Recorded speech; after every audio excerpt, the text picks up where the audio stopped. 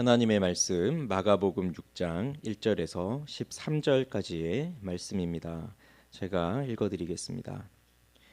예수께서 거기를 떠나사 고향으로 가시니 제자들도 따르니라. 안식일이 되어 회당에서 가르치시니 많은 사람이 듣고 놀라 이르되 이 사람이 어디서 이런 것을 얻었느냐? 이 사람이 받은 지혜와 그 손으로 이루어지는 이런 권능이 어찌 됨이냐? 이 사람이 마리아의 아들 목수가 아니냐? 야고보와 요셉과 유다와 시몬의 형제가 아니냐? 그 누이들이 우리와 함께 여기 있지 아니하냐? 하고 예수를 배척한지라. 예수께서 그들에게 이르시되 선지자가 자기 고향과 자기 친척과 자기 집 외에서는 존경을 받지 못함이 없느니라 하시며 거기서는 아무 권능도 행하실 수 없어 다만 소수의 병자에게 안수하여 고치실 뿐이었고 그들이 믿지 않음을 이상히 여기셨더라. 이에 모든 촌에 두루 다니시며 가르치시더라. 12 제자를 부르사 둘씩 둘씩 보내시며 더러운 귀신을 제어하는 권능을 주시고 명하시되 여행을 위하여 지팡이 외에는 양식이나 배낭이나 전대의 돈이나 아무것도 가지지 말며 신만 신고 두 벌 옷도 입지 말라 하시고 또 이르시되 어디서든지 누구의 집에 들어가거든 그곳을 떠나기까지 거기 유하라.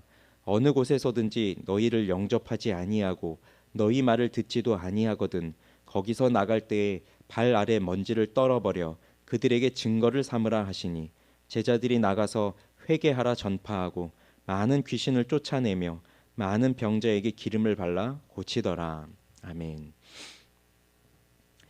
예수님께서 제자들과 함께 고향으로 가십니다. 이곳은 예수님이 태어나신 고향이 아니라 자라나신 고향입니다. 즉 나사렛입니다. 안식일이 되어서 회당에서 가르치셨습니다. 마가복음 초반부를 기억하시겠죠? 가버나움 회당에서 가르치신 이야기가 나옵니다.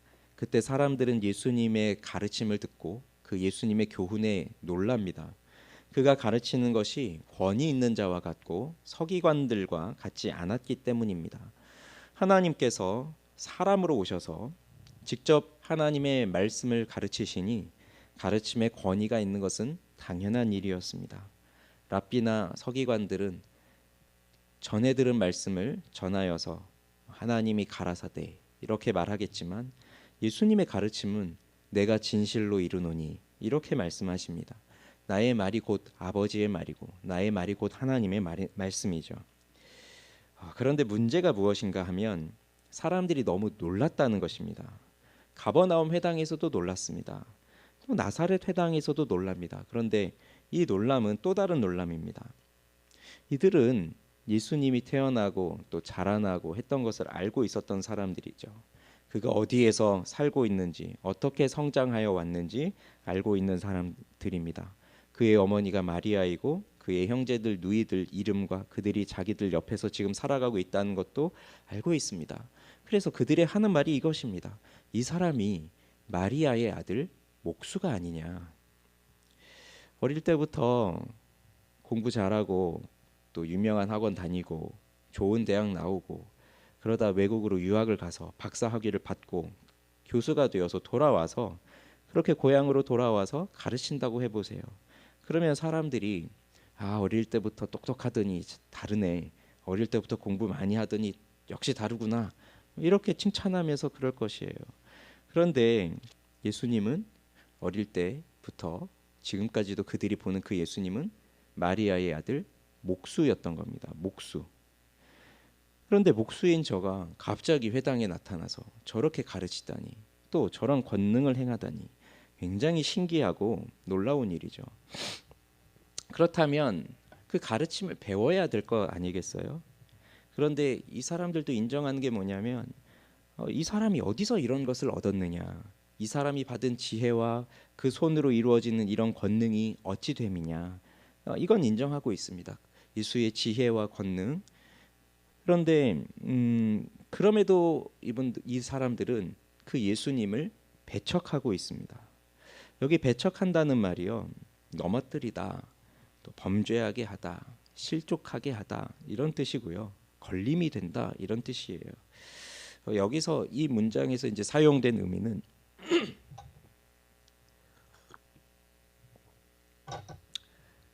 경악을 금치 못한다. 이런 뜻이 여기에 담겨져 있어요. 그래서 예수에 대하여서 혐오하고 질색하게 되었다. 이런 의미입니다. 나하고 같이 자라났는데, 우리 같은 마을에 이 시골에서 살아가고 있는데, 나랑 비슷한 사람이었는데 어떻게 저렇게 되었지? 라고 하면서 걸려 넘어짐이 생기는 거예요. 예수님이 이런 말씀하십니다. 선지자가 자기 고향과 자기 친척과 자기 집 외에서는 존경을 받지 못함이 없느니라. 그러면서 예수님은 거기서 아무 권능도 행하실 수 없었습니다. 권능이 없어서가 아니라, 권능이 모자라서가 아니라 믿는 자들이 없어서였습니다. 지난 이틀 동안 살펴보았던 회당장 야이로 같은 사람이나 또 12년 동안 혈루증을 앓았던 그 여인처럼 자신들이 처한 상황에서 절박함으로 예수님께 나아오는 그 믿음의 사람들이 이 마을에서는 없었던 거예요. 예수님의 권능은 믿는 사람들에게 임하는 것이지 믿음이 없는 곳에 그저 기적을 베푸시는 것으로 나타나지 않습니다. 그렇다면 우리는 이렇게 생각할 수 있어요. 기적이 있고 난 다음에 믿음이 있는 것이 아니라 믿음이 있는 곳에 기적이 일어난다는 것을 보게 되는 겁니다. 흔히 기적이 있으면 그 기적을 보고 믿게 될 것이다 생각하지만, 그렇지만 성경에서 말하는 순서는 믿음이 먼저고 그 다음이 기적입니다. 예수님은 믿지 않는 사람들에게 애원하시면서 믿어달라고 하지 않으십니다. 그들이 믿지 않는 것을 이상히 여기시고 이에 모든 촌에 두루 다니시면서 가르치십니다. 그리고 12제자를 부르셔서 둘씩 보내십니다. 그 12제자에게 더러운 귀신을 내쫓는, 더러운 귀신을 제어하는 권능을 주십니다. 여행을 위해 지팡이 외에는 양식이나 배낭이나 전대의 돈도 가지지 가지지 말라고 하시고, 신만 신고 두 벌 옷도 입지 말라고 명하시고 전도를 보내십니다. 예수님은 자신과 함께하기 위해서 그 12제자를 불렀다고 했었죠. 그리고 그들을 보내어 전도도 하고 귀신을 내쫓는 권세도 주시고자 그렇게 12제자들을 세우셨다고 하셨습니다. 그 12제자들이 나가서 회개하라고 전파합니다. 많은 귀신을 쫓아냅니다. 많은 병자를 고칩니다. 예수님이 하시던 그 일을 제자들이 또 하고 있습니다. 예수님께서 그들에게 권능을 주셨기 때문입니다. 그렇지만 이들이 가는 곳 역시 환영만 받는 것은 아닙니다. 영접하지 않는 사람들을 만나게 됩니다. 그러면 거기서 발 아래의 먼지를 떨어버려서 그들에게 증거를 삼으라고 하십니다. 이렇듯 전도를 위해 나가고 귀신을 내쫓고 병을 고치는 일을 하지만 모든 사람들의 환영을 받을 수 없습니다. 12제자를 세우신 예수님께서도 그렇게 배척을 당하셨습니다. 그것도 그가 자라난 고향에서 말입니다. 그렇기에 이렇게 배척을 당하고 쫓김을 당하고 환영을 받지 못한다 해도 그것은 이상한 일이 아닙니다. 예수님도 그러셨습니다. 그렇다고 해서 언제나 배척만 받는 것은 아니죠. 또 어디에서는 복음을 듣고 그 복음을 믿는 일들도 일어나기 때문입니다. 오늘은 우리 이 말씀을 들으면서 이러한 것들을 또 생각할 수 있습니다. 우선 첫째는 예수님은 배척을 받으셨다, 고향에서. 또 제자들도 영접을 받지 못하는 경우들이 있다. 예수님께서요, 거라사인의 지방에서도 쫓겨남을 당하셨죠. 그가 잘못한 일이 없음에도 불구하고 사람들이 그를 쫓아냅니다. 흔히 뉴스에서 이런 일들 보았죠. 흉악 범죄자가 교도소에서 수감을 마치고 이제 석방이 되어서 돌아올 때 우리 마을에 들어오게 될 때 그 마을 사람들이 적극적으로 나서서 말립니다. 우리 마을에 들어오는 것을 반대합니다. 나는 이 사람과 함께 살아갈 수 없습니다. 우리는 이 흉악한 범죄인과 같이 살아갈 수 없습니다. 그렇게 혐오하는 거죠.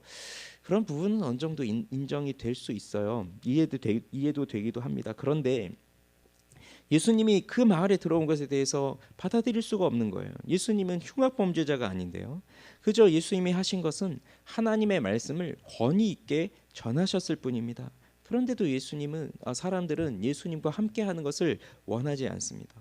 누가복음 보면요, 이 나사렛 사람들이 어떻게까지 했냐면 그 동네 밖으로 쫓아내서 그 동네가 건설되어 있는 그 산 낭떠러지까지 그 예수를 끌고 가서 거기서 밀쳐 떨어뜨리려고까지 했다고 그 누가복음에 나와요.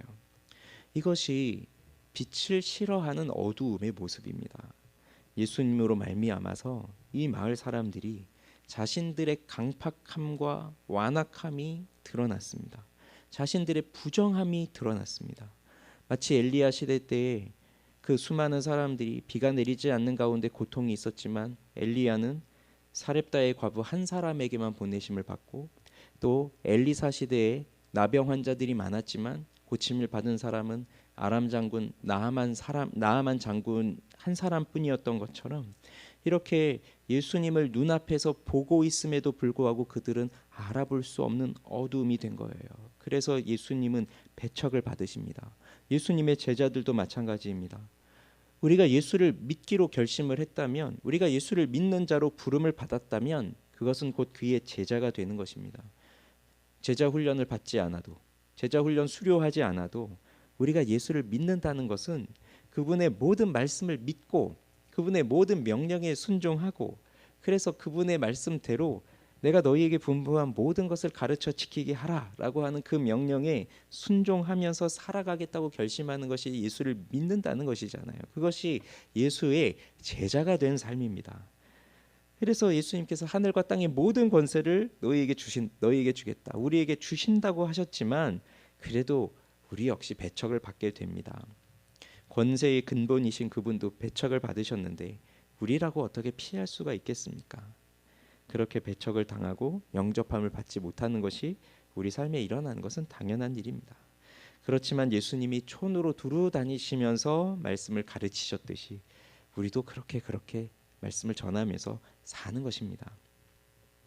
두 번째로, 내가 가지고 있는 생각과 지식으로 예수님을 판단하면 그를 믿을 수가 없습니다. 또 믿지 못하면 예수님의 권능도 일어날 수가 없습니다. 나사렛 사람들이 가지고 있었던 지식이 뭐였나요?